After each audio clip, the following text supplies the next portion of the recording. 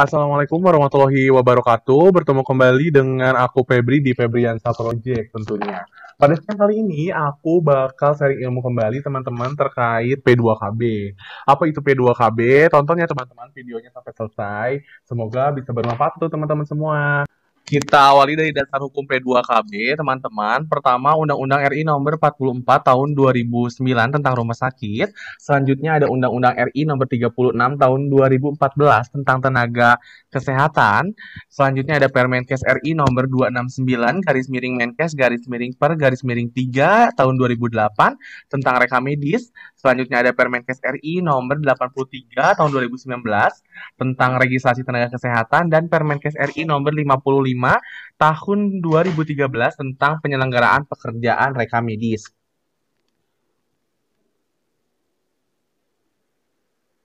Kemudian, Undang-Undang Nomor 36 Tahun 2014 tentang Tenaga Kesehatan ada pada pasal 44, di mana setiap tenaga kesehatan yang menjalankan praktek wajib memiliki STR. Untuk STR sendiri berlaku selama 5 tahun dan dapat diregistrasi ulang setelah memenuhi persyaratan.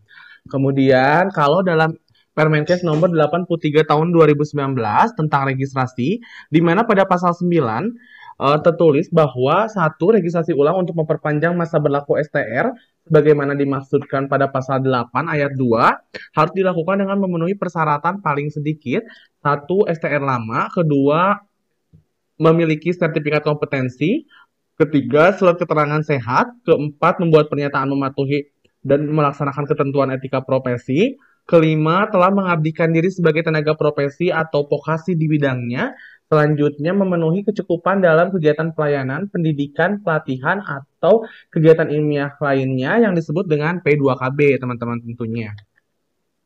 Berikut adalah gambar terkait alur teman-teman. Pertama, teman-teman sudah pasti berpendidikan di institusi pendidikan, teman-teman punya sertifikasi lulus pendidikan, setelah itu mengikuti uji kompetensi dan sertifikat kompetensi teman-teman punya. Selanjutnya, teman-teman mengajukan pembuatan STR, itu melakukan registrasi langsung aja ke KTKI. Ada di video aku sebelumnya, jadi teman-teman bisa lihat juga setelah lihat video ini, lihat video aku untuk pembuatan STR atau perpanjangan STR. Setelah itu, teman-teman sudah memiliki STR, teman-teman akan bekerja baik di kabupaten atau kota. Kemudian ketika bekerja itu teman-teman harus punya SIP, teman-teman. Jadi, teman-teman nanti mengajukan SIP. Kalau di kabupaten aku sekarang itu bisa memakai aplikasi Si Cantik. Untuk registrasinya juga teman-teman bisa buka kembali di video aku sebelumnya ada cara mudah mengajukan SIP dengan Si Cantik Kue, teman-teman, seperti itu. Kemudian untuk di video selanjutnya yaitu bagaimana sih cara mencapai kecukupan SKP untuk selama 5 tahun itu untuk nanti perpanjangan STR ya, proses registrasi kayak gitu. Tentunya teman-teman harus punya akun CPD online. Kenapa? Karena akun CPD online itu sebagai bentuk pemeliharaan dan peningkatan kompetensi, di mana P2KB adalah upaya pembinaan bersistem untuk meningkatkan dan pengembangan pengetahuan, knowledge, keterampilan skill teman-teman, serta sikap attitude tenaga kesehatan agar senantiasa dapat menjalankan profesinya dengan baik. Pengembangan keprofesian berkelanjutan ini selama 5 tahun, teman-teman.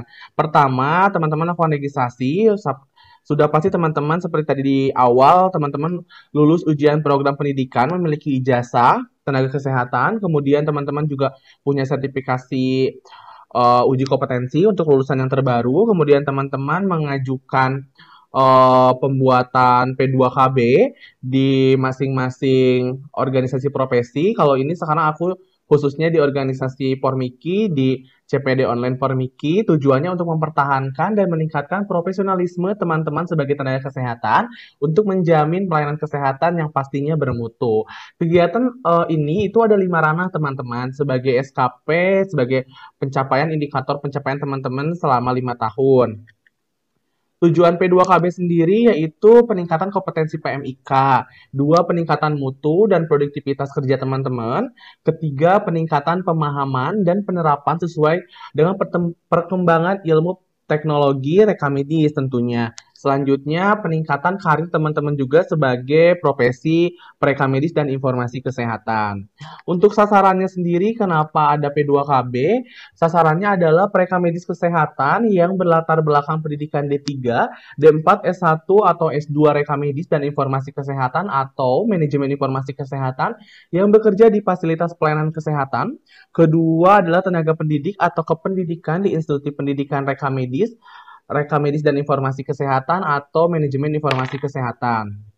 Kemudian, 5 ranah yang tadi aku sebutkan dalam pengisian CPD online itu teman-teman bisa dapat dari seminar, dari simposium, dari lokakarya, workshop, diskusi panel. Kemudian bisa dari pendidikan, pelatihan, bimbingan teknis BIMTEK, dan bedah buku juga bisa teman-teman.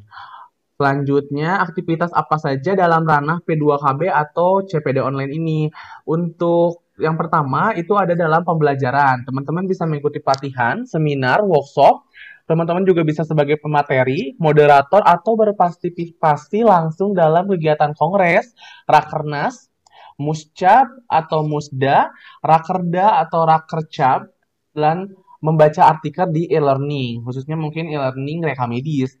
Selanjutnya adalah profesionalisme, di mana teman-teman bisa berpengalaman kerja sebagai pereka medis dan informasi kesehatan. Kemudian teman-teman itu sebagai tenaga pendidik, pembimbing PKL juga teman-teman akan mendapatkan SKP, dan tentunya menjadi kepala instalasi reka medis atau koordinator. Itu akan mendapatkan juga teman-teman, sebanyak SKP-nya 0,5 kurang lebih.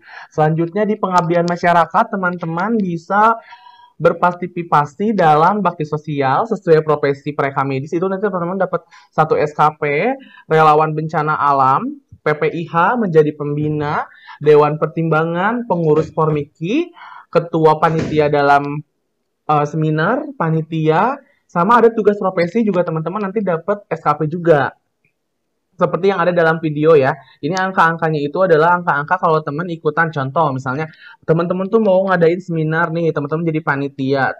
Panitia itu dapat 2. Selanjutnya teman-teman udah ngadain seminar jadi panitia, teman-teman juga sudah pasti nih jadi pengurus Formiki, itu dapat juga 1 SKP. Selanjutnya ada dalam publikasi ilmiah, misalkan teman-teman dapat penghargaan di bidang reka medisnya, itu dapat 3 SKP. Terus teman-teman publikasi buku ilmiah itu dapat kurang lebih 5 SKP. Selanjutnya ada publikasi media ilmiah nasional yang harus terakreditasi ya. Terakreditasi itu dapatnya 3, kalau enggak itu dapatnya 1. Terakhir ada pengembangan ilmu, di mana teman-teman itu melakukan penelitian di bidang reka medis pastinya. Terus teman-teman menjadi dosen. Teman-teman juga asesor kompetensi reka medis. Selanjutnya, untuk ranah pelaksanaan pelayanan profesi, salah satunya adalah teman-teman berpengalaman kerja sebagai profesi selama 1 tahun, itu mendapatkan 2 SKP. Selanjutnya, teman-teman juga berpengalaman kerja sebagai tenaga pendidik atau tenaga kependidikan di suatu institusi pendidikan selama 1 tahun juga dapat 1 SKP. Menjadi pembimbing mahasiswa dalam PKL pun teman-teman mendapat 1 SKP 1 tahunnya, seperti itu. Kemudian, kalau teman-teman ditunjuk bertanggung jawab sebagai kepala instalasi atau koordinator, itu juga teman-teman dalam 1 tahunnya itu dapat 0,5 SKP teman-teman. Untuk yang kedua, teman-teman nih yang paling banyak biasanya teman-teman itu ikut seminar, workshop, lokakarya atau diskusi panel. Dibuktikan biasanya dengan sertifikat. Itu juga pasti dapat SKP kalau misalnya berhubungan sama reka medis dan Formiki yang mengadakan. Kalau misalnya teman-teman hanya jadi peserta nih, misalkan itu temanya itu tentang reka medis, teman-teman kalau nasional tuh dapat 2, kalau internasional dapatnya 3. Tapi kalau misalnya teman-teman ikut seminar masih berhubungan sama reka medis, tapi misalkan bukan Formiki nih yang mengadakan dan tidak ada tulisan ber-SKP, itu bisa teman-teman di bidang kesehatan lainnya, teman-teman coba upload, nanti dapatnya itu kurang lebih 20% atau 0,2 SKP-nya. Teman-teman jadi pemateri juga itu dapat SKP juga, jadi moderator pun juga dapat SKP juga, seperti itu. Kemudian kalau dalam ranah pengabdian masyarakat, teman-teman itu bisa menjadi bakti sosial nih, misalkan sesuai dengan profesi PMIK, misalkan ya contohnya, menurut aku. Misalkan teman-teman itu ikutan bakti sosial apa, tapi teman-teman yang ngedata misalnya teh, korbannya atau gimana, misalkan untuk dapat pertolongan nomor rekam medisnya kayak gitu. Terus relawan bencana alam, petugas penyelenggaraan ibadah haji juga teman-teman dapat SKP satuannya per tahun ya. Terus teman-teman jadi pembina, jadi pengurus Pormiki, jadi ketua panitia seperti yang tadi aku sebutkan di awal, menjadi panitia di seminar atau misalnya ada tugas profesi nih teman-teman. Teman-teman juga itu dapat SKP. Kemudian kalau dalam ranah pengembangan keilmuan, teman-teman bisa contohnya seperti penghargaan nih penelitian di bidang rekam medis yang dipublikasikan oleh teman-teman pada media ber-IS. Kemudian teman-teman tuh misalkan menjadi pengajar di institusi itu juga dapat SKP, menjadi asesor juga dapat SKP. Selanjutnya, seperti yang tadi aku sebutin, itu partisipasi seorang perekam medis informasi kesehatan dalam kegiatan baik itu pelatihan, seminar, workshop, dan lokal karya yang lainnya diselenggarakan oleh selain Pormiki, teman-teman juga dapat SKP yang dihitung bobotnya itu 20% dari SKP yang diperoleh, biasanya seperti itu. Mereka medis dan informasi kesehatan dalam meningkatkan kemampuan diri dan pengembangan keprofesiannya berkewajiban mengikuti kegiatan-kegiatan pemenuhan SKP yang sudah aku tadi sebutin yang ada 5 ranah. Itu tujuannya teman-teman untuk memperpanjang STR teman-teman sesuai sama standar perhimpunannya. Organisasi teman-teman, contohnya ini organisasi Pormiki, organisasi mereka medis ya teman-teman. Juga untuk melihat kemampuan evaluasi teman-teman, kompetensinya teman-teman semakin berkembang kayak gitu. Nanti kalau misalnya teman-teman sudah punya nih, udah ikutan SKP, udah ikutan sertifikat tuh dapat SKP misalkan. Selain itu juga teman-teman kan nambah ilmu juga ya, nambah silaturahmi juga gitu.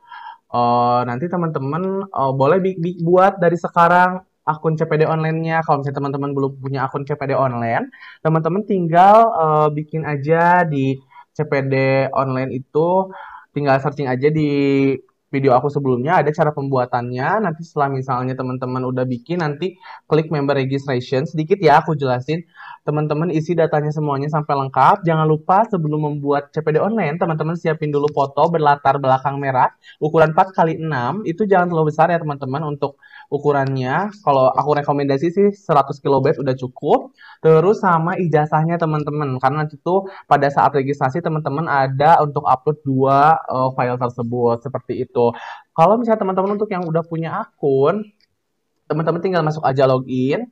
Kalau misalnya belum pernah nih mengupload SKP-nya atau sertifikatnya, sebelumnya teman-teman harus ajukan dulu permohonan P2KB-nya. Nanti teman-teman isi masa berlaku si STR-nya teman-teman, udah itu di-oke-kan. Ada di video aku juga sebelumnya, cuma ini aku jelasin sedikit. Kemudian setelah itu teman-teman masuk ke P2KB, udah itu ke borang-borang, baru deh teman-teman bisa nge-upload sertifikat-sertifikat teman-teman atau bukti-buktinya, misalnya di ranah nomor 1 nih kayak pengalaman kerja, di ranah nomor berapa, di nomor 9 nih ada nih kayak seminar kayak gitu.